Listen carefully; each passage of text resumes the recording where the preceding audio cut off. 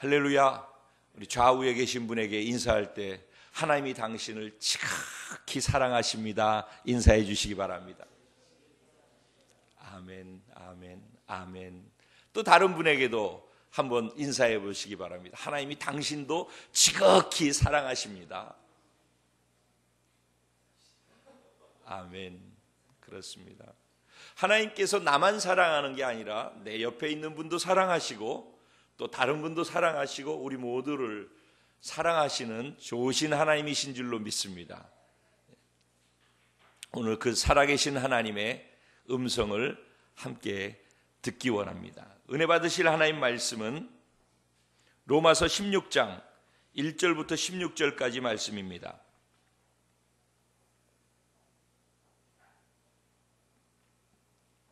로마서 16장 1절부터 16절까지 제가 한 절 여러분 한 절 서로 교독하시고 16절 말씀은 한마음으로 합독하겠습니다. 제가 먼저 1절 시작합니다. 내가 겐그레아 교회의 일꾼으로 있는 우리 자매 베베를 너희에게 추천하노니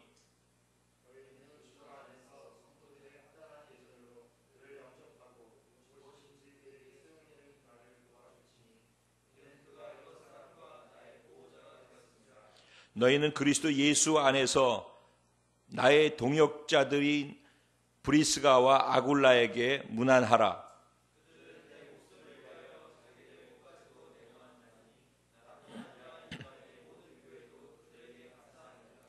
또 저희 집에 있는 교회에도 문안하라. 내가 사랑하는 에베네도에게 문안하라. 그는 아시아에서 그리스도께 처음 맺은 열매니라. 내 친척이요 나와 함께 갇혔던 안드로니고와 유니아에게 문안하라. 그들은 사도들에게 존중이 여겨지고 또한 나보다 먼저 그리스도 안에 있는 자라. 그리스도 안에서 우리 동역자인 우르바노와 나의 사랑하는 스다구에게 문안하라.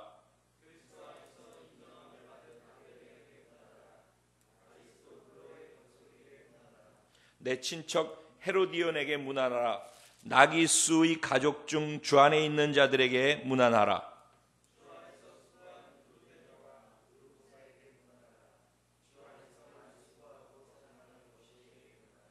주 안에서 택하심을 입은 루포와 그의 어머니에게 문안하라. 그의 어머니는 곧 내 어머니니라.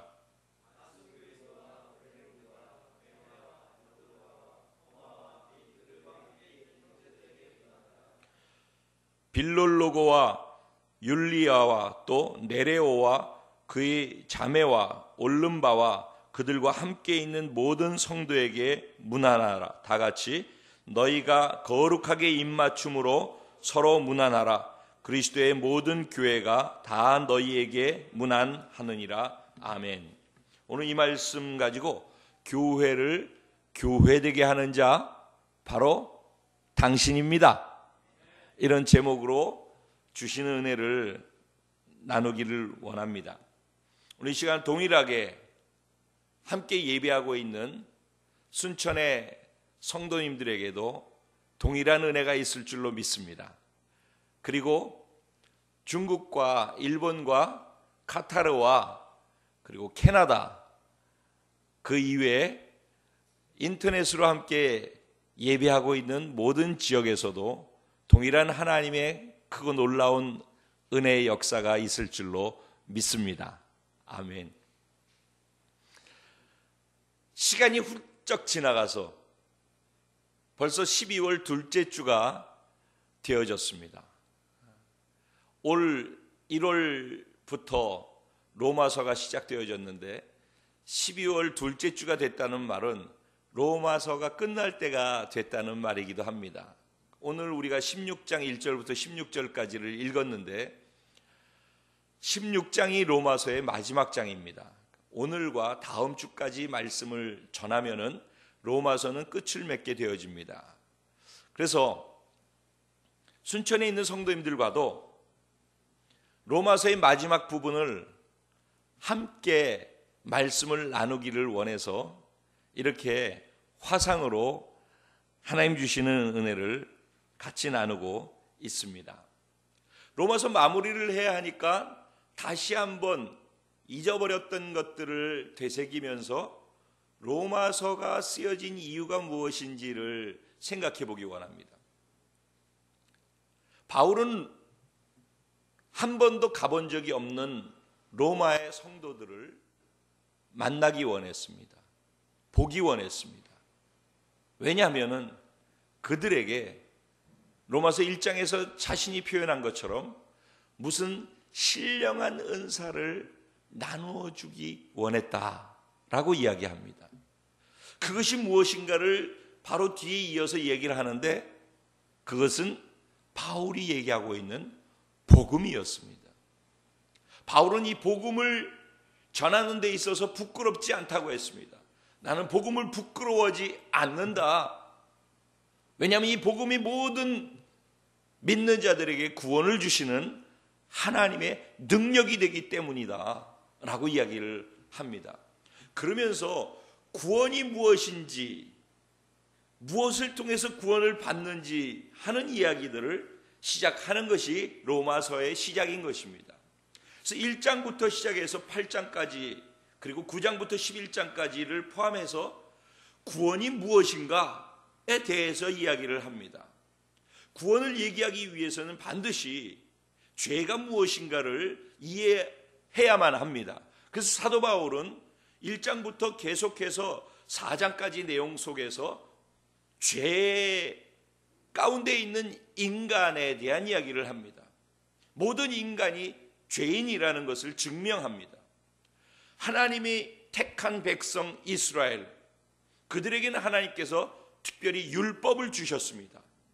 이것을 행하면 복을 받고 이것을 행치 않으면 그것은 죄가 된다라고 말씀을 해주셨습니다. 그래서 그들은 얼마든지 복을 받을 수 있는 것을 행할 수 있었고 죄가 되는 것을 행치 않을 수 있었습니다. 그런데도 그들은 복 받을 것을 향해 가지 아니하고 죄된 것을 행할 수밖에 없습니다. 왜냐 하면은 인간 본연이 조상 아담과 하와로부터 시작되어져서 죄 가운데 태어났기 때문입니다. 그래서 유대인들조차도 죄를 지으면 안 된다, 이것이 죄이다라는 것은 알면서도 그 율법을 지키지 못함을 통하여서 죄인이라는 것이 드러나게 되어집니다. 그러면 믿지 않는 사람들은 모르니까 상관없지 않는가라고 얘기할 수 있지 않습니까? 그런 그들에게 그럴 수 없다라고 얘기합니다. 왜냐하면 하나님을 알만한 것이 율법이 아니더라도 이 세상 천지 만물을 창조하신 하나님, 그 하나님이 천지 만물 속에 계시되어 있다는 것입니다. 자연 속에 계시되어 있다는 것입니다. 지나가는 바람 속에, 파도 속에, 바다 속에, 하늘 속에, 별 속에, 우주 삼람만상 속에 하나님이 계시되어 있다는 것입니다. 그렇기 때문에 그들이 알만한, 하나님을 알만한 것이 자연 속에 계시되어 있음에도 불구하고 하나님을 모른다 하는 그것이 죄라는 것입니다. 그래서 율법을 받았던 택함 받은 유대인들이나 하나님을 모른다라고 하면서 우리는 괜찮지 않느냐라고 얘기하는 이방인들이나 모두 다 하나님 앞에서는 죄인이라는 것입니다. 문제는 죄인인가 아닌가를 넘어서서 모두가 죄인이라는 데 있고, 죄인이라 한다면은 죄인은 죽어야 한다는 것입니다. 이것이 하나님이 말씀하시는 것입니다. 모든 인간은 죄를 지었고 죄를 지었기 때문에 모든 인간은 죽어야만 한다는 것입니다. 이 죽음에서 벗어날 수 있는 자가 아무도 없다는 것입니다. 지금 얘기하는 이 죽음은 육체의 죽음만을 이야기하는 것이 아니에요. 영원한 죽음을 이야기하는 것입니다. 우리가 죽고 나면은 다시 또 영원한 세계가 펼쳐집니다. 그 영원 속에서 죽지 못해 살아가는 죽음, 그 죽음 가운데 들어가게 된다는 것입니다. 인간 모두는 그래서 희망이 없는 절망 속에 떨어져 있는 존재라는 것을 증명하는 것입니다.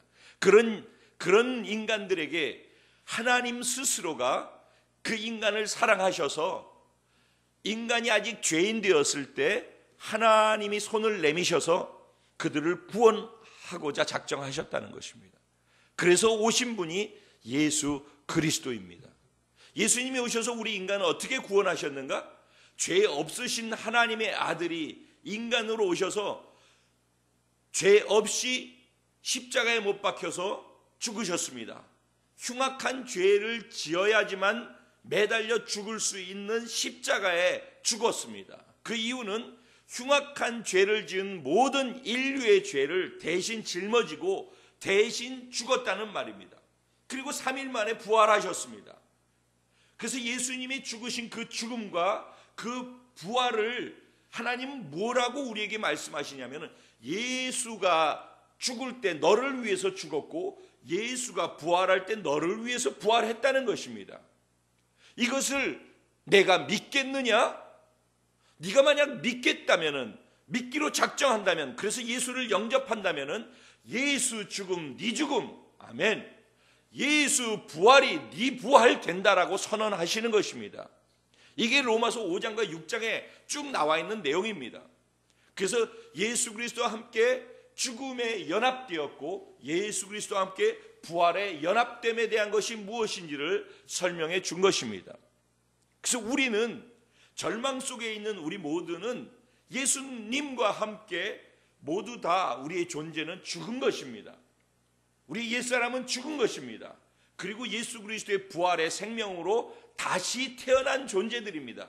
그래서 이전 것은 지나갔으니 보라, 새로운 피조물이라. 그리스도 안에 있는 자들은 다 새로운 피조물이 된다는 것입니다. 저와 여러분이 새로운 피조물이라는 것입니다. 예수님 안에서 다시 태어난, 부활의 생명으로 다시 태어나서 다시 시작하는 존재들이라는 얘기입니다. 즉 예수 믿는다라는 것은 완전히 새로운 존재로서 시작하는 것이 예수 믿는다라는 것을 받아들인다라는 그 결단의 의미와도 같은 것입니다. 존재는 완전히 바뀌는 것입니다. 근데 7장에 가면은 무슨 문제가 생기는, 존재는 바뀌었는데, 존귀한 하나님의 자녀로 바뀌어졌는데, 승리하는 자로 바뀌어졌는데, 문제는 그렇게 바뀌어진 존재답게 살지 못한다는 것입니다. 우리의 상태는 여전히 옛사람에 속한 사람처럼 살아간다는 것입니다. 그런 우리를 보면서 하나님께서 말씀하시는 것이 있습니다. 네 상태가 그럴지라도 너의 신분이나 소속이나 너의 존재는 바뀌지 않는다는 것입니다. 사도 바울도 그랬습니다. 오라, 이 사망의 몸에서 누가 나를 건져낼 수 있을까? 나는 구원받았는데 내 존재는 존귀한데 나는 존귀하지 않은 나로 살아가는도다. 고통하면서 부르짖었습니다. 그때 하나님께서 사도 바울에게 계시로 깨달음으로 주신 것이 있습니다. 이 죄와 사망의 법에서는 내가 이길 수 있고 그것을 극복하고 나갈 수 있는 길이 없구나. 그래서 하나님이 그 사망의 몸에서 우리를 건지시기 위해서 죄와 사망의 몸을 죽였구나. 그리고 예수 안에서 부활의 생명으로 다시 태어나 성령으로 우리가 살아갈 수 있도록 성령의 새로운 법을 주셨다. 이 성령의 새로운 법이 우리를 죄와 사망의 법에서 구원하고 자유케 했다라고 선언하면서 시작하는 게 8장 1절인 것입니다. 그러니까 존재는 바뀌었지만은 상태는 바뀌어져가는 과정 속에 우리는 있는 것입니다. 그걸 성화라고 하는 것입니다. 사람들은 여기서 늘 갈등과 고민을 겪습니다. 근데 우리가 놓치지 말아야 될 것은 넘어지는 우리가 아니라 우리 안에 있는 성령으로 말미암아서 우리가 거룩하다라는 사실을 믿어야 하는 것입니다.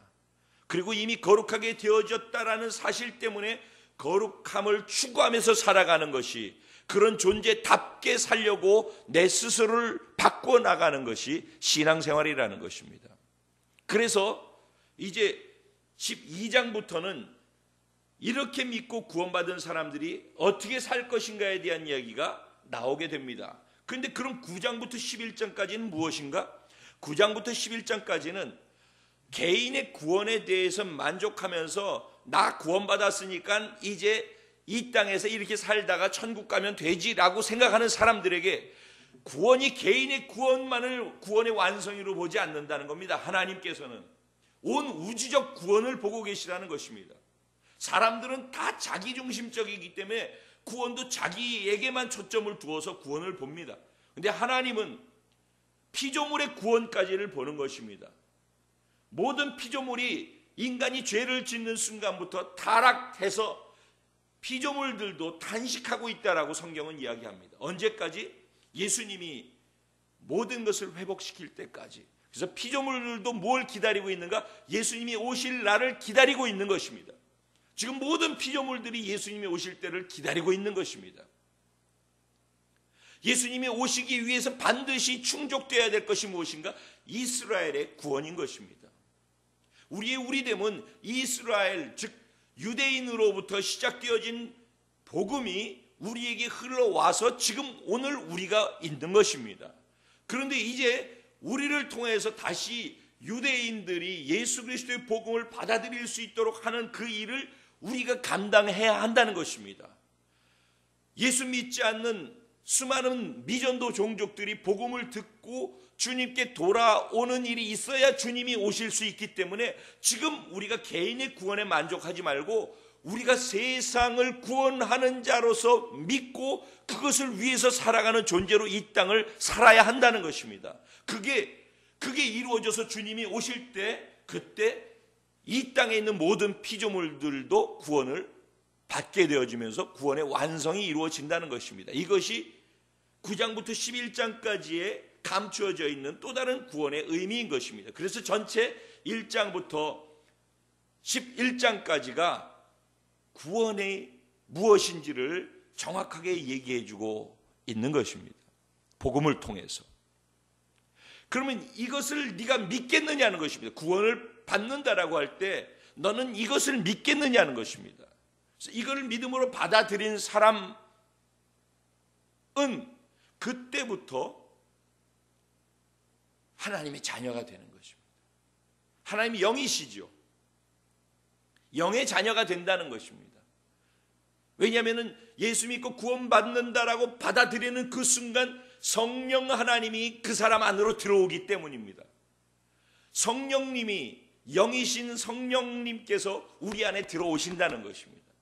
그래서 지금부터는 우리는 육체로 있지만 영이신 성령님이 우리 안에 거하시는 성전이기도 한 것입니다. 우리는 개인으로 볼 때는 성도이지만은 그래서 또 전체 우주적인 구원이라는 측면으로 9장부터 11장까지를 연결해서 본다면 우리는 그리스도의 몸 안에 있는 지체이다라고 이야기를 할 수 있는 것입니다. 다른 말로 얘기해서 우리는 무엇인가? 교회라는 것입니다. 사람들은 그러니까 예수 믿고 구원받으면 무엇을 한다고 생각합니까? 교회 생활을 한다고 생각합니다. 그래서 교회 생활을 하게 되어집니다. 사도 바울은 거기에 대해서 쐐기를 박는 것입니다. 교회 생활을 하지 말라는 것입니다. 교회가 되라는 것입니다. 그래서 예수 믿은 사람이 예수님을 믿겠습니다 하고 구원의 이 교리를 받아들였다면 1장부터 11장까지의 구원의 교리를 받아들였다면 받아들인 그 사람은 그때부터 12장부터 16장까지의 삶을 선택해서 살아야 한다는 것입니다. 교회 생활을 하라는 게 아니라 교회가 되라는 것입니다. 그래서 그 첫 번째 일성으로 그가 12장부터 얘기했던 것이 너희는 이제 어떻게 살아야 할 것인가? 영적 존재가 됐으니까 영적 예배를 드리면서 살아라. 영적 예배가 무엇인가? 추상적으로 생각하는 사람들에게 영적 예배는 너의 몸으로 산 제사를 드리는 것이다. 지식으로 받지 마십시오. 이것을 지식으로 받으면 안 됩니다. 이제 이렇게 하는 게 예수 믿은 사람들이 살아야 될 이유이고 사는 방법이라는 것입니다. 이게 예수의 삶이라, 예수 믿는 사람들의 삶이라는 것입니다. 무엇이? 영적인 예배를 드리는 것이 삶을 통해서 구원받은 사람이 맞다면, 하나님의 자녀가 맞다면, 영적 자녀가 맞다면 무엇을 해야 된다고요? 몸으로 산제사를 드리는, 몸으로 산제사를 드리는 영적 예배자들이 돼야 된다는 것입니다. 그게 무엇인가 추상적으로 이해할 수 있을 것 같으니까 다음에 토를 달면서 얘기하는데 너희가 교회로 살아야 된다는 것입니다.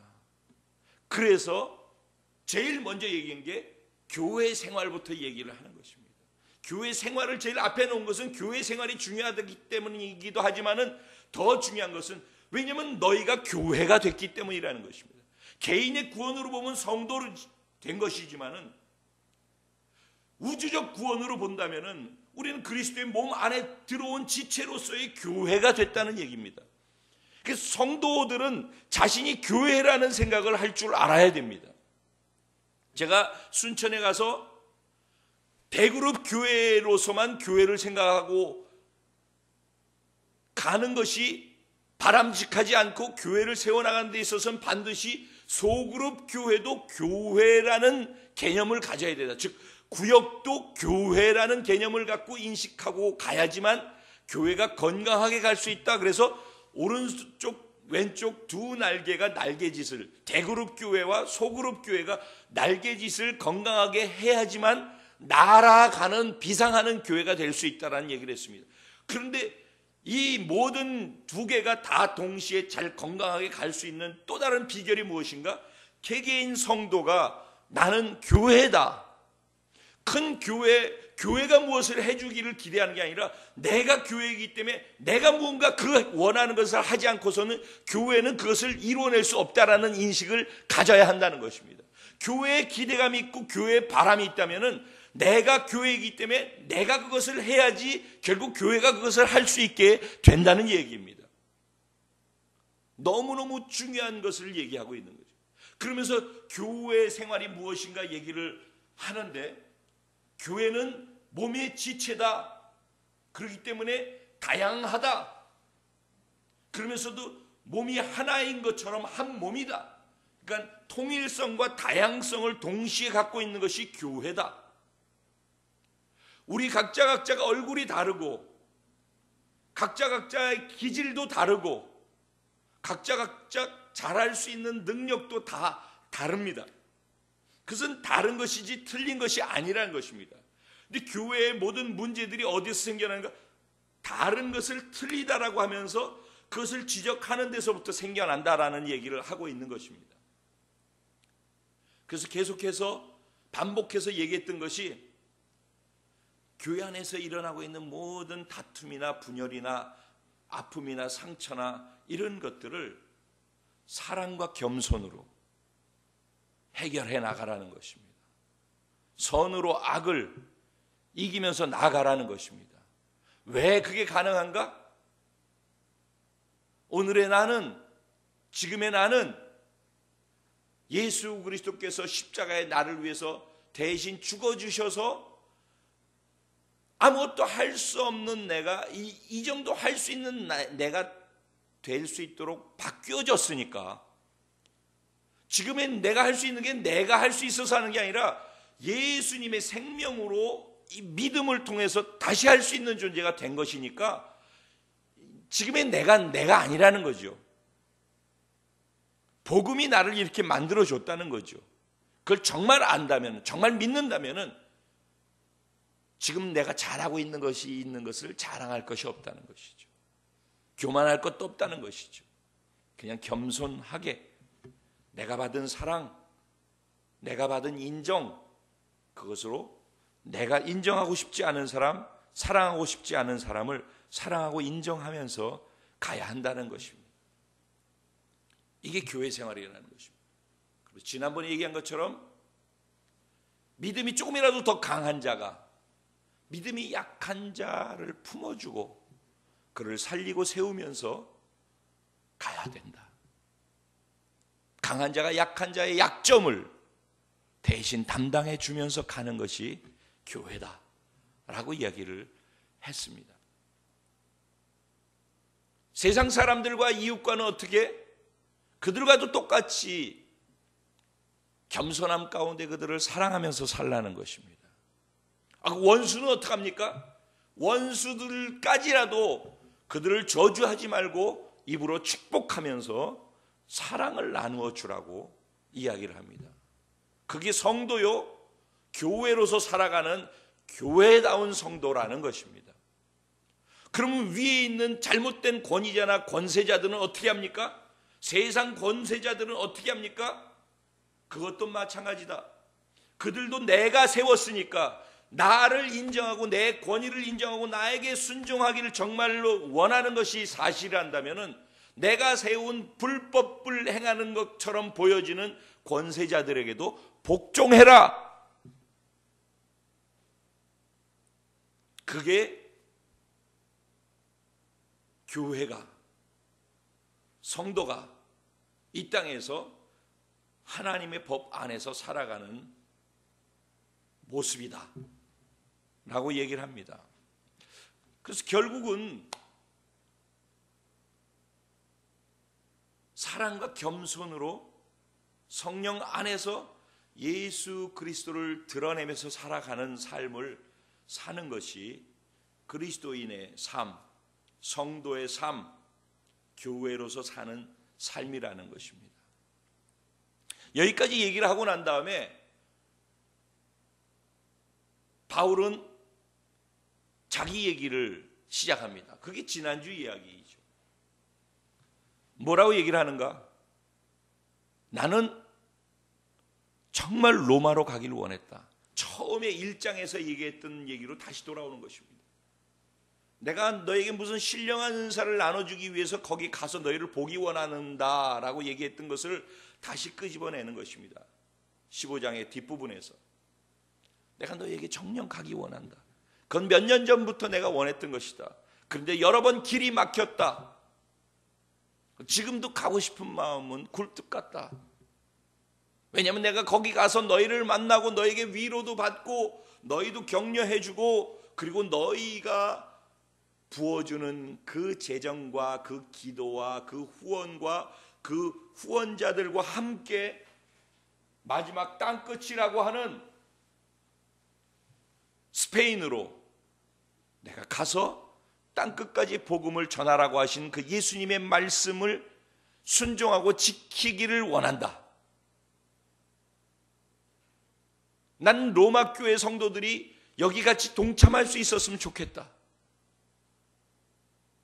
비록 내가 너희들을 보지는 못했지만 내 안에 너희를 향한 사랑이 있고 너희와 함께 하나님의 꿈을 이루어가기를 원하는 간절한 소원이 있다. 그런데 지금은 마음의 소원은 있지만 우선순위에 있어서 내가 먼저 해야 될 것이 생겼다. 예루살렘에 먼저 가서 이방인 교회가 헌금을 거둔 것을 예루살렘 교회가 지금 어려우니까 그들에게 갖다 주고 그리고 와서 너희들과 함께 그 일을 하기 원한다. 이를 위해서 기도 부탁이 있는데 꼭 기도해 줬으면 좋겠다 하고 3가지를 내놨습니다. 그 3가지 기도 제목 안에는 바울이 얼마나 어려운 가운데 있었는지를 우리가 유추해서 볼 수가 있습니다. 바울은 외부로부터의 적의 공격을 받고 있었습니다. 모든 것은 사단의 공격이죠. 그런데 외부의 적이 누구였는가? 이스라엘의 열심당원들이었습니다. 바울이 예전에 바로 사울이었을 때 똑같이 열심당원으로 있었습니다. 그리고 예수 믿는 사람들을 잡아 죽이고 감옥에 가두기 위해서 열심히 살았던 사람이었습니다. 그런데 이제는 그렇게 했던 자기와 똑같은 사람들이 자기를 잡으러 다니고 자기를 죽이려고 하는 것을 알고 있었습니다. 자신이 이 헌금을 가지고 예루살렘 교회로 가는 그 길에 이들이 또 공격을 하고 이들이 자기를 죽이려고 모함한다라는 사실을 그는 알고 있었습니다. 그래서 로마에 있는 성도들한테 기도를 부탁합니다. 그들로부터 내가 보호받고 안정될 수 있도록, 그래서 예루살렘까지 무사히 들어갈 수 있도록 위에서 기도해 주십시오 라고 첫 번째 기도, 그건 외부로부터 오는 적이었습니다. 두 번째 기도 제목은 무엇이었는가 하면은 예루살렘 교회, 모교회, 본교회의 이야기입니다.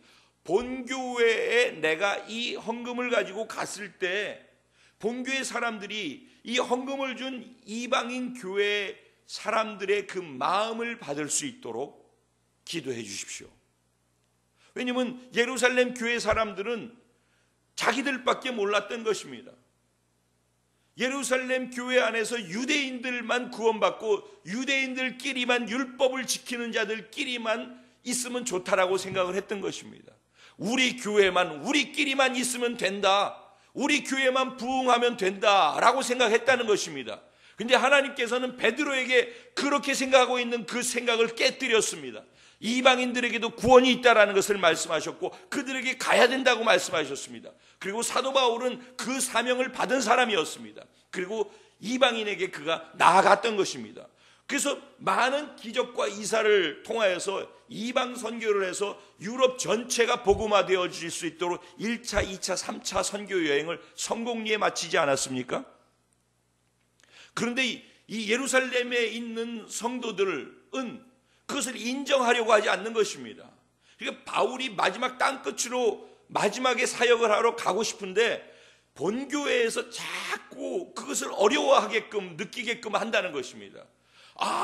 왜 그렇게 자꾸 해야 합니까? 왜 유대인들끼리 있으면 되고 예루살렘 교회만 있으면 되지 왜 거기를 가야 합니까? 왜 그런 일들을 해야 합니까? 그들이 마음에서부터 이 선교가 얼마나 소중한 것인지를 함께 알고 그들도 동참해서 기도하며 함께 후원하며 갈 수 있는 그런 은혜가 있었으면 좋겠다. 그러니까 이것은 지금 내부의 적인 것입니다. 바울에게 있어서 외부에서 죽이려고 하는 열심당원들의 그 죽임의 두려움 공포로서의 외부의 적이 있었는가 하면 내부의 주의 일을 하려고 하는데도 그것을 이해하지 못하고 알지도 못하면서 계속해서 가로막고 있는 그 내부의 적과도 싸워야만 했던 것입니다. 그러면서 기도 부탁을 하고 있는 것입니다. 이게 똑바로 성도들이 알아서 바르게 주님이 보시는 것을 같이 보고 갈 수 있도록 그들의 생각과 마음이 바뀌어졌으면 좋겠습니다. 이방인들의 이 헌금을 소중히 여기고 이들 가운데 행하신 하나님의 놀라운 역사를 인정하고 그래서 내가 땅끝으로 다시 선교하러 나갈 때 그들이 중보해 주는 자로 바뀌어져서 내가 든든하게 자유함 속에 당당하게 그렇게 선교를 나가고 싶습니다. 이게 두 번째 소원이었던 것입니다. 그리고 마지막 세 번째, 결국 이 첫째와 둘째 기도 제목이 응답되어져서 다시 로마로 가서 너희들과 함께 교제하고 너희들을 위로하고 격려하고 또 나도 너희의 격려와 위로를 받고 그리고서 스페인으로 마지막 땅끝을 향해서 나아갈 수 있도록 기도해달라. 이게 세 가지 기도 제목이었어요. 무엇이 바울을 이렇게 뜨겁게 했을까요? 바울은 왜 이렇게 사방의 적이고 환경의 적인데 왜 이런 적들을 두면서도 한 가지를 위해서 그렇게 열정으로 달려가려고 했을까요? 복음 때문이었습니다. 이 복음이 바울을 사로잡은 것입니다. 이 복음이 바울이 하나님이 꿈꾸고 있는 그 꿈을 자기의 꿈으로 삼아서 꿈을 꾸는 자가 되게 만들었던 것입니다. 그리고 그 꿈을 향해서 그가 땅끝을 향해 달려나갈 때 성령이 주시는 사랑으로 그들에게 수고하는데 그 수고가 성령 안에서 하는 사랑이기 때문에 열매를 맺을 수 있었던 것입니다. 그 마음 중심에는 복음에 빚진 마음이 있었기 때문이었습니다. 이게 지난주까지의 말씀을 총정리한 것입니다. 이제 오늘 말씀을 이어서 생각해 봤으면 좋겠습니다. 오늘 말씀은 1절부터 16절까지 계속해서 반복해서 얘기하고 있는 것이 있습니다. 문안하라는 것입니다. 16절까지 16장에는 16번이나 문안하라는 이야기가 나옵니다. 문안하라는 얘기 뭐죠? 인사하라는 얘기죠. 근데 단지 인사의 차원을 넘어서는 얘기입니다. 그들에게 존경과 경의를 사랑과 함께 표하라는 것입니다. 이게 문안에 담겨 있는 원헬라의 의미입니다. 존경과 경의로움을 그들의 사랑과 함께 표현하라는 것입니다. 왜 그렇게 하라고 할까요? 첫째는 형제 자매이기 때문입니다. 예수님 안에서 바울은 한 번도 보지 못한 로마 성도들이었습니다. 그들에게 지금 이런 얘기를 하고 있습니다. 그리고 모든 교회가 로마 성도에게 문안하니까 너희도 서로 거룩한 입맞춤으로 서로 문안하라고 요청합니다. 그래서 여기서 문안하라는 말은 명령형입니다. 그러니까 해도 되고 안 해도 되는 게 아니라 명령했다는 것입니다. 왜? 반드시 해야 될 것이기 때문에. 왜 명령을 했을까요? 형제 자매이기 때문에. 우리가 명절이라든가 또 살아가면서 가족들끼리는 형제 자매들끼리는 계속해서 연락을 하지 않습니까? 그리고 모이지 않습니까? 그리고 모일 때마다 힘을 얻지 않습니까? 우리 예수 믿는 사람들은 육체의 피로서 가족을 맺어서 서로를 위해서 사는 것처럼 예수의 피로 가족을 맺어서 하나님을 한 아버지로 두고 있는 형제 자매, 하나님의 자녀들이라는 것입니다. 믿으시길 주님의 이름으로 축원합니다. 내가 그걸 인정하든 안 하든 구조적으로 우리는 그 안으로 들어오는 것입니다. 예수님을 믿는 순간. 그래서 일본에 가서 복음을 전하고 그들을 구원해 놓고서 제가 그곳에 갔다 여기 왔다 하지만은 저는 일본 사람으로 그들을 생각하지 않습니다. 일본을 복음화해야 되겠다는 생각은 있지만은 구원받은 그들은 하나님 안에서의 함께 형제고 자매라는 생각을 가지고 있습니다. 그래서 한 번도 그들을 일본 사람이라는 인식을 가지고 만나본 적이 없습니다. 왜? 예수 안에 들어오는 순간 형제요 자매이기 때문에 그런 것입니다. 형제 자매가 됐다는 말은 가족이 됐다는 말입니다. 다른 말로 얘기해서 교회가 그리스도의 몸이라고 할 때 그리스도의 몸 안에 붙어있는 지체들이 됐다는 것입니다. 이제 몸 안으로 들어와서 우리가 지체가 됐다는 말입니다. 서로 손과 손가락과 손톱과 모든 마디마디들이 연결돼서 하나가 되어서 교감하는 것처럼 교감이 이루어져야 한다는 것입니다. 서로 문안하면서 서로 어려운 게 무엇인지 기쁜 게 무엇인지 함께 동고동락하면서 서로를 세워주고 위로하고 격려하면서 같이 가야 되는 그런 대상이 내 지금 옆에 있는 사람들이라는 것입니다. 아파하면 함께 아파하고 기뻐하면 함께 기뻐하고 문제가 있으면 함께 기도하고 함께 해결해 나가야 하는 가족이라는 것입니다. 그래서 함께 문안해야 한다는 것입니다. 두 번째로 죄 가운데 있는 우리 인간들은 예수 믿는 사람들일지라도 연약하기 때문에 서로 문안하면서 세워줘야 한다는 것입니다. 서로 연약하기 때문에 넘어질 수 있으니까 서로 바라보면서 격려해주고 힘을 그에게 불어넣어 주어야 한다는 것입니다. 피차 그래야 할진데 더더군다나 이제 막 태어난 어린 아이들, 영적인 갓난 아기들에게는 더하다는 것입니다. 우리도 교회 안에 어린 자녀들이 태어나면은 모든 어른들의 관심이 거기에 있습니다. 엊그저께도 일본에서 한 7, 8명이 함께 모였는데 그 중에 아기를 안고 온 아끼꼬자매가 있었습니다. 이제 7개월째 됐는데 모두가 그 아기 보고 있는 거예요. 아기 하는 거 바라보고 있어요. 여기도 마찬가지죠. 왜? 아기니까. 영적인 아기들은 모두의 관심 대상이 돼야 하는 것입니다.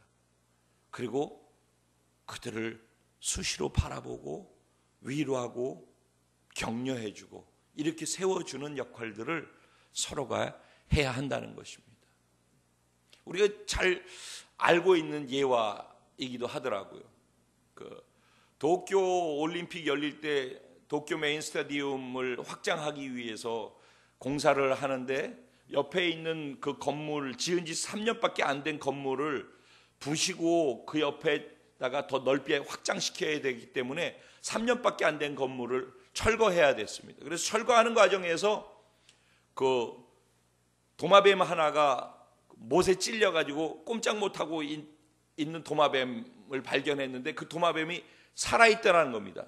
근데 이 집이 3년 전에 공사를 했는데 3년 전에 그 못에 박혔다는 얘기인데 3년 전에 박혀있는 그 못에 찍혀 있으면서도 이 도마뱀이 살아있더라는 겁니다. 그래서 사람들이 이상해가지고 그대로 둔 상태로 숨어서 지켜봤답니다. 그랬더니 한참 지나니까 조용해지니까 또 다른 도마뱀이 싹 와가지고 먹을 것을 가지고 와서 그 도마뱀 못이 박혀서 꼼짝 못하고 있는 도마뱀이 먹을 걸 계속 갖다 주었다는 겁니다. 그렇게 3년을 한갓 미물인 도마뱀도 그렇게 서로 도와가면서 살더라는 것입니다. 예수 안에 있는 우리들이 그렇다는 것입니다. 지난번에 3개월 전에 일본 갔을 때 하리카 자매가 굉장히 어려웠습니다. 하리카 어머님도 어렵고 집안 전체가 다 어렵고 마음이 어려우니까 칙칙하고 어두웠습니다. 마치 촛불이 꺼져가고 있는 등불같이 그래서 침침한 그런 느낌. 그 집에 방문하고 싶은데 방문 자체를 거절했었습니다. 근데 우리가 밀고 들어갔어요. 그래서 어머님을 만났습니다. 그리고 어머님을 안아드렸습니다. 막 집안에서는 여기 목사님 모시고 왔다고 했더니 안에서는 큰 소리가 났습니다. 왜 여기를 모시고 왔냐고 그러고 막 소리 지르는 소리가 다 들렸습니다. 밖에서. 그런데도 어쨌든 우리가 왔으니까 어쩔 수 없이 문 바깥으로 어머님이 나오셨는데 제가 어머님을 안아드렸어요. 그때부터 울기 시작하는데 품에 안겨서 계속해서 우셨습니다. 제가 그래서 어머님 위로해 드리다가 또 놔드렸는데 그날 우리 방문 이후에 어머님이 이런 고백을 하셨다고 합니다. 내가 그렇게 거절했는데 하나님이 살아계셔서 그래도 우리의 이 고통스러움을 아시고 우리를 위로하실 사람들을 보내주셨구나. 사람 안에는 두 마음이 있는 것입니다. 꺼져가고 있는 그 심지를 끄지 아니하시는 하나님, 그 하나님의 성품을 우리가 갖고 있지 않겠습니까? 누군가 주변에서 꺼져가고 있는 촛불 같다면은 우리가 연약하기 때문에 때로 내가 또 그 촛불처럼 꺼져가고 있을지도 모를 때가 있는데 우리가 서로 세워주고 서로 위로하고 서로 무난하면서 서로를 키워줘야 된다는 것입니다. 세워가줘야 한다는 것입니다. 마지막으로 무난하는 이유가 무엇입니까? 세상이 악하기 때문입니다. 이 세상이 너무 악하다는 것입니다. 더군다나 주님이 오실 때가 가까워지고 있기 때문에 사단은 더 마지막 더 강하게 횡포를 저지르려고 하고 있습니다. 마치 우는 사자처럼 삼킬 자를 찾으려고 다니고 있다라고 성경은 이야기합니다. 예수님이 십자가에서 사단의 정수를 쳐서 끝났습니다. 그는 진 것입니다. 하지만은 예수님이 다시 오실 때까지 유예 기간이 있는 것입니다. 예수님이 다시 오시게 되면 그는 무적행으로 들어갈 것입니다. 하지만 그 전까지 그 과정 속에서는 폐잔병이 움직이는 것처럼 강하게 반대하고 강하게 저항한다는 것입니다. 그래서 지금 사단의 강한 저항을 믿는 자들은 받으면서 살아가게 되어 있습니다. 저는 믿는 자들을 이렇게 표현합니다. 우리가 성령, 예수 믿는 순간에 성령이 우리 안에 들어오지 않습니까? 성령이 들어오는 것을 성령을 불이라고 얘기를 합니다. 그 예수 믿는 사람들에게는 다 살아있는 불씨가 있습니다. 꺼지지 않는 불씨입니다. 그 불씨는 누구에게나 존재하고 있습니다. 근데 그 불씨가 그대로 두면은, 혼자 놔두면은 계속 꺼져가는 것입니다. 그러니까 내 안에 있는 불씨가 꺼져가니까 추우니까, 그래서 지난번에 강사님이 얘기한 것처럼 다른 사람 불 활활 타고 있는 사람이 있으면 그 옆에 가서 불 쬐고 싶어가지고, 불 쬐는 성도가 있고 불 타는 성도가 있다라고 얘기했습니다. 여러분 불 불타는 성도 되기를 주님의 이름으로 축원드립니다. 어떻게 불타는 성도가 될 수 있고 어떻게 해서 불이 꺼져가기 때문에 자신이 추워서 불 쬐는 성도로 살아가야 하는 그런 일이 일어납니까? 무엇이 그것을 구분짓는 것입니까? 불의 특징은 불씨가 있고 장작이 있으면은 그걸 하나로 모으면은 불은 활활 타오르는 것입니다. 근데 불이 따로따로 하나하나씩 떨어져서 흩어놓기만 하면은 불은 조금 지나면 자꾸 꺼져가는 것입니다. 마지막 때일수록 사단의 공격이 강할수록 불은 자꾸 모여야 하는 것입니다. 모아야 하는 것입니다. 불씨를 서로 모을 때 불이 다시 붙는 것처럼 꺼져가는 불 때문에 추워서 남의 불을 쬐고 있던 사람들이 그 불을 지피고 싶으면 모임에 참석해야 하는 것입니다. 모여야 하는 것입니다. 마지막 때에 사단은 모이기를 패하려고 하고 진짜 하나님을 아는 사람들은 모이기를 힘써야 한다라고 성경은 이야기하고 있습니다. 자꾸 모여야 합니다. 모이고 무난하면서 만나고 서로 세워주고 살릴 때 그때 불이 붙게 되어지는 것입니다. 그래서 문안이라고 하는 것은 서로를 세우는 너무 소중한 것입니다. 이제 마지막 결론을 맺습니다. 오늘 우리가 읽은 내용 전체 내용을 보게 되어지면은 한 35명 정도 되는 사람의 이름이 나오고 있습니다. 그러면서 바울은 로마에 있는 성도들에게 이들에게 문안하십시오 라고 얘기합니다. 그냥 이름만 쭉 하면 될 터인데 무엇 때문에 그 사람들을 설명하면서 그 옆에다가 같이 그 사람을 형용하고 싶은 그 형용적인 표현들을 했을까요? 제일 첫 번째 나오는 사람은 베베입니다. 베베. 그가 왜 첫 번째 거론되어졌을까요? 베베가 로마서를 편지로 기록한 그것을 사도 바울로부터 받아서 로마 교회에 전달을 하는 전달자였기 때문입니다. 그래서 이 편지를 가지고 전달하는 이 사람을 마치 나를 만나는 것처럼 그렇게 대우해주고 영접해주고 그렇게 그에게 문안하라는 것입니다. 그에 필요한 것을 다 공급해주고 채워주고 그의 합당한 예의와 예절을 다해서 그를 섬겨주라고 이야기를 합니다. 왜 그렇게 하라고 합니까? 무엇 때문에 그를 그렇게 하라고 합니까? 왜냐하면 그가 우리 자매이기 때문이라고 얘기합니다. 우리라는 것입니다. 우리 남편, 우리 아내, 우리 자녀, 우리 교회, 우리 하나라는 것입니다. 우리가 하나 되어 있기 때문에 그는 우리의 하나이기 때문에 한 번도 가보지 못한 로마 교회이지만은 내가 베베와 우리라 한다면은 너희도 베베와 우리이기 때문에 그 베베가 어떻게 살았는가? 베베는 나와 많은 사람들의 동역자고 보호자로 조력자로 필요한 것을 채워주는 자로 그렇게 자신의 인생을 살았다는 것입니다. 그는 이방교를 섬기는 사람이었습니다. 그러다가 나중에 예수님을 믿게 되고 자신의 삶을 다 예수님께 드린 아름다운 여인이었습니다. 갱그리아 교회의 일꾼이기도 했고 바울의 조력자이기도 했고 많은 사람들을 도왔던 사람 베베. 바울은 그를 동역자라고 얘기합니다. 그 다음 소개되는 사람이 있습니다. 브리스가와 아굴라입니다. 다른 말로 브리스길라와 아굴라입니다. 바울은 또 나의 동역자라고 그들을 소개합니다. 그리고 그들은 자기 집을 교회로 내놓은 사람들이라고 얘기를 했습니다.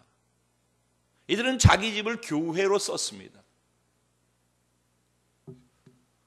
그런데 더 놀라운 것은 브리스길라 아굴라는 나를 위해서 자기 목까지 내놓았던 사람이다.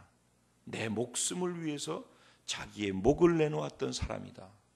그러니까 너희는 존경심과 경의를 가지고 사랑의 마음으로 그에게 문안하라 이렇게 얘기하고 있는 것입니다. 보십시오. 저는 오늘 말씀 쭉 보면서 보면 이 뒤에 사람들이 뭐 여러 사람이 쭉 나오는데 표현이 거의 공통됩니다. 나의 동역자, 나의 사랑하는 누구, 또 주 안에서 많이 수고한 누구, 주 안에서 수고한 누구, 그런가 하면 주의 택감을 받은 누구, 주 안에서 인정받은 누구, 나와 함께 갇혔던 누구, 35명의 사람들을 문안할 사람들, 로마 교회 성도들이 문안해야 될 사람들을 소개하고 설명하는데 그들을 설명하면서 같이 덧붙인 내용들입니다. 저는 이걸 보면서 사도 바울이 왜 로마서가 전체가 16장 아닙니까? 지금 결론을 얘기하고 있는 것입니다. 로마서가 16장입니다. 구원의 교리와 구원받은 사람이 어떻게 살 것인가를 얘기하고 있는데 16장 16개 중에서 16분의 1 되어지는 이 큰 것을 다 문안 인사를 하는 것을 지금 채우고 있다는 얘기입니다. 왜 그랬을까? 왜? 이 문안이 뭐가 그렇게 중요하기 때문에 그랬을까? 저는 이것을 묵상하다가 뭘 발견했냐면은 사도 바울이 구원이 무엇인가에 대해서 얘기했습니다. 그리고 구원받은 사람은 이렇게 살아야 된다. 교회로서 살아야 된다라는 얘기를 계속해서 교회로 산다라는 이런 것이다 그러면서 쭉 설명을 했습니다. 그런데 그것을 로마 교회 성도들이 다 듣고 보고 읽고 알았단 말입니다.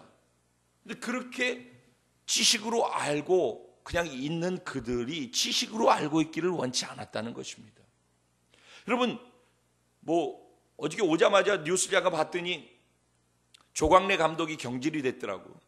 근데 조광래 감독이 우리나라 축구가 발전하려면은 기술위원회가 독자적인 뭐가 있어야지 이렇게 영향을 외부로부터 받으면 안 됩니다. 뭐 이런 얘기하고 그랬는데 제가 그래서 기술위원들은 축구를 잘하는 사람보다도 축구를 이론적으로 잘 알아서 그거를 잘 조율하는 사람들입니다. 근데 축구하는 선수들은 우리가 축구를 잘한다고 할 때는 기술, 이론으로 알고 있는 것을 얘기하는 게 아니라 실제 축구를 뛰어서 잘하는 사람들을 얘기합니다. 신앙생활을 잘한다라고 할 때도 마찬가지입니다. 우리가 교회로서 교회다운 자로서 산다라고 할 때도 마찬가지입니다. 교회가 무엇이고 어떻게 살아야 되는가를 많이 들어서 알고 있는 것이 교회생활 잘하는 것이고 신앙생활 잘하는 것이 아니죠. 많이 알고 있는 것이 아니라 알고 있는 대로 살아내는 것이 잘하는 것이죠. 바울은 마지막으로 그 부분을 강조하고 있는 것입니다. 구원은 이런 것이고 구원받은 사람은 이렇게 사는 것이야 라고 얘기하면서 뒤에 마지막 한 장은 그렇게 산 사람들의 이야기를 쭉 하고 있는 거예요. 니들이 문안해야 될 사람들이 어떤 사람들인지 알아? 어떻게 살았는지 알아? 이렇게 살았어. 이게 교회야. 이게 예수 믿는 사람이야. 이게 신앙의 생활이라 하는 것이야 하면서 사람들을 소개하고 있는 것입니다. 그들은 나의 동역자였어. 바울은 한 교회에서 오래 있지 않았습니다. 가장 오래 있었던 것이 3년이었습니다. 그런데 바울이 가는 곳에는 교회가 섰고 그것이 유럽 교회가 되어졌습니다. 어떻게 그것이 가능했는가? 지금 문안했던 한 35명 뒤에 또 한 대여섯 명 나오는데 다 해도 4, 50명 정도 되어지는 사람들과 함께 사도 바울이 1차, 2차, 3차 선교 여행을 완성시켜 나갔다는 얘기입니다. 그게 적은 인원으로 어떻게 그게 가능했는가? 여러분, 큐빅 다이아는 수천 개가 있어도 다이아몬드 한 개, 두 개, 제대로 된 진짜 다이아몬드 하나, 두 개 있는 것하고 큐빅 다이아 여러 개 있는 거하고 어떤 거 선택할래요? 그러면은 다이아몬드를 선택할 겁니다. 왜냐하면 큐빅은 가짜이고 이건 진짜이니까. 오늘 하나님 찾으신 것이 누구입니까? 큐빅을 찾는 것이 아니라 진짜 다이아를 찾고 있다는 것입니다. 진짜 교회 생활하는 사람이 아니라 진짜 교회가 돼서 사는 사람들을 찾고 있다는 것입니다. 사도 바울은 적어도 함께하는 자들이 교회인 자들이었습니다. 왜 그럴 수 있었습니까? 그들은 사도 바울을 흥분케 했던 그 복음을 그들의 복음으로 취했던 것입니다. 그리고 그 복음으로 말미암아서 함께 꿈을 꾸었고, 함께 마음을 같이 했고, 함께 비전을 이루어갔고, 함께 행동했고, 함께 말하고, 함께 움직였던 사람들이었습니다. 그리고 그들 안에는 바울에게 있었던 성령의 사랑의 수고가 있었습니다. 그들 안에는 복음의 빚진 마음이 있었습니다. 바울만 그랬던 것이 아니라 바울의 나의 동역자라고 하는 그 동역자들 모두에게는 다 똑같은 마음을 가지고 있었던 것입니다. 그래서 바울이 그 자리에 있든 그 자리에 없든 그들은 바울이 되었던 것입니다. 그들이 바울이 하는 모든 일들을 스스로 해 주었던 것입니다. 그래서 바울이 빠졌지만은 바울이 전한 복음을 가지고 있는 사람들이 바울이 되어서 바울의 동역자가 되어서 바울의 역할을 했던 것입니다. 이것이 오늘날 바울을 바울 되게 했던 중요한 요소라는 것입니다. 그들은 바울이 전한 그 복음에 자기 인생을 걸었습니다. 여기서 브리스가 아굴라를 얘기할 때 나의 목숨을 위해서 그들의 목을 내놓았다라고 할 때 그 헬라어로는 무엇이냐면은 사형수가 사형을 집행하기 위해서 도끼를 들어서 내리치려고 할 때 도끼 날 밑에 목을 두었다라는 표현입니다. 이들은 적어도 바울이 전한 십자가의 복음을 듣고 나는 예수님과 함께 죽고 예수님의 생명으로 다시 태어난 부활한 존재다라는 사실을 진짜 복음을 받아들이고 난 이후부터는 그들은 예전에 자기로 살지 않고 예전에 자기의 가치로 살지 않았다는 것입니다. 이제는 예수님의 부활의 생명으로 예수 그리스도를 위해서 이 땅에서 교회로서 그들 스스로가 살았다는 것입니다. 바울과 똑같이 복음이 나를 바꿔놓은 것처럼 복음에 연합된 자라면은 복음이 주는 비전에도 하나님의 꿈에도 하나님이 지금 뭘 원하시는지 거기에도 연합되어서 그것을 위해서 자기 인생을 다 걸고 가는 사람들이었다는 것입니다. 시간만 있으면 좀 더 많은 마음을 나누고 싶어요. 일본 가서 똑같이 십자가의 복음을 전합니다. 처음 만난 사람, 어제도 결신을 하고 그제죠. 출발해서 오는데 결신하고 침례, 그리고 침례를 지난번 3개월 전에 가서 6명이 침례 받았는데 이번에 갔더니 신학을 하겠다는 사람이 10명이 나왔어요.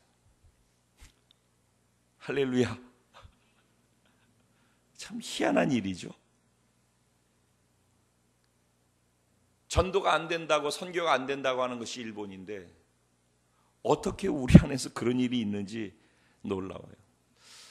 안지호 목사님이 그 음향 같이 해주러 갔는데 4박 5일 동안 함께 있었죠.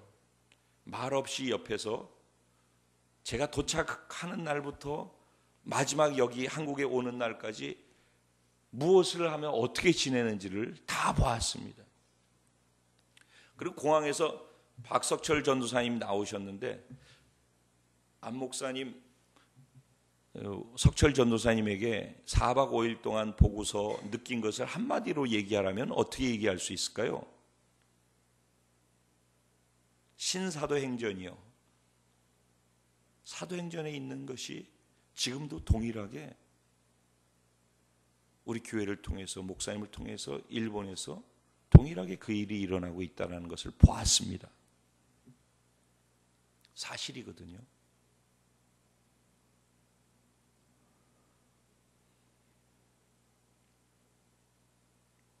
일본에서는 그런데 왜 한국에서는? 그럼 한국에서는 이런 질문을 하는 것입니다. 거기서도 십자가의 복음을 정확하게 얘기하거든요. 여기서도 십자가의 복음을 정확히 얘기합니다. 이제는 우리가 선택해야 할 때입니다. 그리고 그들은 지금 시작하는 후발주자지만은 늦게 된 자가 먼저 될 수 있는 가능성도 있다라는 생각을 해보았습니다. 저와 여러분은 이 세상을 불질르기 위해 존재하는 자라고 믿습니다. 그래서 하나님이 우리에게 불을 주셨다고 믿습니다. 세상을 바꿨으면 좋겠습니다. 이 지역부터 바꿨으면 좋겠습니다. 우리가 뜨거워져서, 우리가 모여서 불덩어리가 되어서 타오르면은 우리를 만나는 모든 사람들이 그 불을 받게 될 줄로 믿습니다. 구원받았다는 말은, 하나님의 자녀 되었다는 말은, 성도 되었다는 말은 교회가 되었다는 말입니다. 그리스도의 몸 안의 지체, 교회를 교회되게 하는 저와 여러분 우리 모두에게 주님의 이름으로 축원드립니다.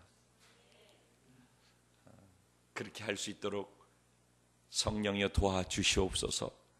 이 시간 같이 기도했으면 좋겠습니다. 하나님, 나에게도 바울을 뜨겁게 했던 그 복음을 경험하게 하여 주옵소서. 머리로 가지고 있는, 지식으로 알고 있는 복음 말고, 구원받고 천국 갈 때까지 아무런 영향력도 미치지 못하는 그런 복음 말고, 매일 매 순간을 내 목숨 걸고서도 내 열정을 다해서 내 주어진 시간에, 주어진 삶에, 주어진 사람들에게 나의 전부를 불사를 수 있는 그런 복음, 내 열정을 쏟을 수 있는 그런 복음으로 만나게 하여 주옵소서. 복음의 빚진 자가 그래서 되게 하여 주시고, 성령의 사랑의 수고를 하며 살게 하여 주시고, 그렇게 살아가는 우리를 통하여서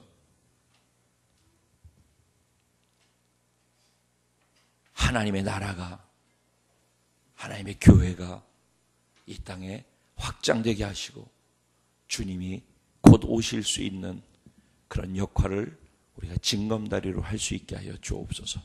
주님의 이름을 간절히 3번 부르고 기도합니다.